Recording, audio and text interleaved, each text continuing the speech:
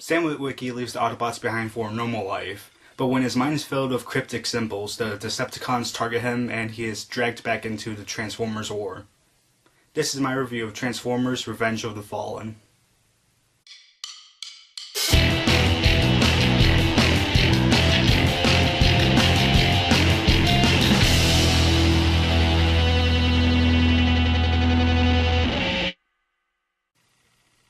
The first time I saw this movie was back in 2009, which is the year I believe it came out in. And back then, after I saw it, I thought that it was an okay movie. But after rewatching the movie before I went to see Transformers 4, I have to tell you guys, I thought this movie was terrible. And not terrible in the sense that it's like one of the worst movies ever, because there's a lot of other movies that are worse than this movie. But I will say that it is one of the worst sequels ever. The good points. Even though I thought that this movie was terrible, I did think that it had 3 good points, which are the sound design, the visual effects, and some of the action scenes.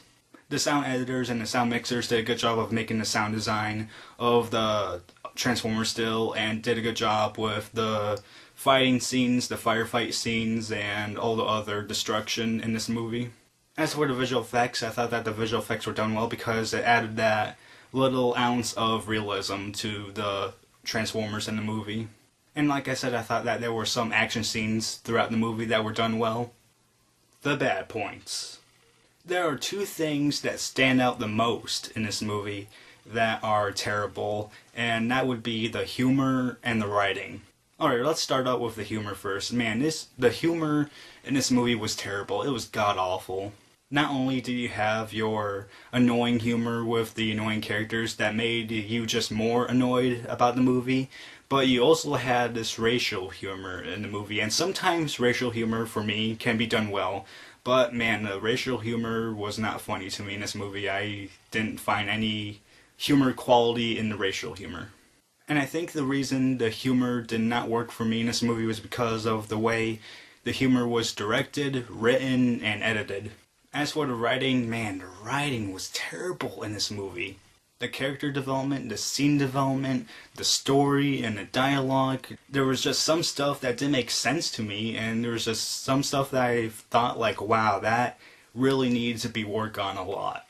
And I thought that the surprises were written terribly as well, because I didn't feel any tension when these surprises happened, and I think the reason I didn't feel any tension was because of the writing and the directing. And speaking of the directing, I thought that the directing by Michael Bay was bad.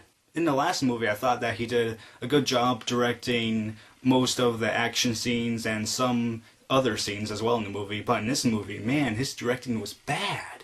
Outside of the action scenes, I thought that the scenes that didn't contain action were just directed badly, even just like mediocre. And when there was action, it was half and half for me. Like, half of it was good and half of it was bad. And the reason half of it was bad was because of the shaky camera sometimes by Michael Bay. And he got up a little bit too close to the Autobots and the Decepticons fighting each other, where you couldn't really understand like what was happening sometimes.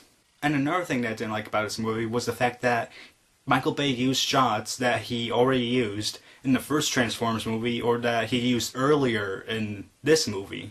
For example, he used the same shot from the first movie where Optimus Prime and the 3 other Autobots were coming down to Earth for the first time, and he also used the shot from the first movie where the Predator drone was like scanning, was like coming to like towards that village where the Special Forces soldiers were fighting off that Scorpion Decepticon.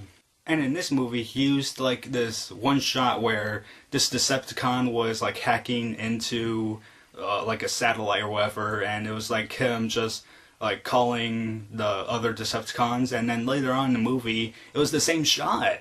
I just find that to be really lazy in directing, and I think it would have just been a little less lazy if he put like a reverse angle on those shots. I thought the editing was bad too because of continuity issues and scene transitions. I mean, it just like didn't feel right to me. Because there were many moments throughout the movie where it would like be with this group of characters, and then for some reason it would go to this group of characters, but then it'll go back to this group of characters, but then it'll go back to the same group of characters from before. As for continuity, there's this one scene where this like officials with this like group of special forces soldier on this like airplane, and the ramp opens up so that the government official can get out, and he accidentally gets the parachute open, and the parachute got like fully extended out and was already open, but then for some reason it goes to like a quick shot of like them having like 5 more seconds of conversation before the government official like flies off, and it's like, yeah, I didn't like that. Because in reality, he would just be flying off once that parachute opened, and I know this was like sort of like trying to be a humor scene, but it just didn't work out. Another thing that I didn't like about this movie was the fact that there were some action scenes that were too action-packed. And I've always wondered why Michael Bay likes to put like fireworks in these explosions. Because in reality, you wouldn't see like these firework-like explosions with flames and everything. You would just like see like this big ball of fire, but instead it's like all these like fireworks in this like explosion. And the last bad point I have to say about this movie is some of the visual effects. I said before that for the most part the visual effects were done well, but there were some moments where it seemed like the people that were doing the visual effects took a day off because it looked a little bit too cartoony in a way. And by cartoony I mean it seemed like it wasn't like fully done or it wasn't fully realized. So my rating for Transformers Revenge of the Fallen is a 0.5 out of 4 stars. Yes, a 0.5 out of 4 stars. That is my lowest rating for any movie that I've reviewed on this channel so far. I mean, man, this movie was terrible. Like I said, not one of the worst movies because there's a lot of other movies that are worse than this movie, but one of the worst sequels for sure. If you're a Michael Bay fan, then yeah, I guess you'll like it, but if you're anyone else, like a Transformer fan or a fan of action or just a moviegoer in general or a movie fan, then you don't need to see this movie if you've already seen the first Transformers, because it doesn't do anything to the Transformers cinematic universe. Like, it doesn't change it in any way.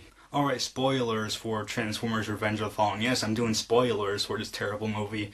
I guess if you haven't seen this movie, then get over here now, but I think you don't really need to see this movie, but if you do want to see it still, then get over now because I'm going to be spoiling some stuff. So like I said before, I thought that some of the surprises in this movie were not done well, and one of the big surprises was when Optimus Prime was killed, and I was like, oh my god, not. Like I said before, there's like barely any tension in that scene when he died, and I was like, wait, is he dead? Wait, what's going on? Because it's like the movie wants me to believe that they just killed off like one of the most famous Transformers and they're not gonna use them at all anymore in the entire franchise or the rest of the movie. Another thing that didn't surprise me about the movie was when Megatron got resurrected, and that wasn't really surprising to me because I really was confused why the government like put Megatron in the ocean, and it was really confusing because it's like, well, can't the other Decepticons just get him and, like, maybe resurrect him in the future? I mean, hey, why not just put his body in this, like, maximum, like, sort of prison so that no Decepticon or other Transformer can try to resurrect him in the future? No, let's just put him in the ocean, you know, like, our tax dollars can go somewhere else. And the last thing that I'll spoil about this movie is the fact that the Fallen got killed off in this movie. Like, the main villain in this movie, who like really got like no action in the movie, got killed off in like 5 minutes when he was fighting Optimus Prime. And the bad thing about it was that the fight wasn't even epic at all. It was just the Fallen and Megatron against Optimus, and it was like when the Fallen got killed off, even with the help of Megatron, it was like, wow, that's just a terrible villain. Because the movie was trying to hype him up as this like terrible foe, but in the end he just gets defeated in 5 minutes. Like, wow. So that's my review for Transformers Revenge of the Fallen. Hope you guys liked it.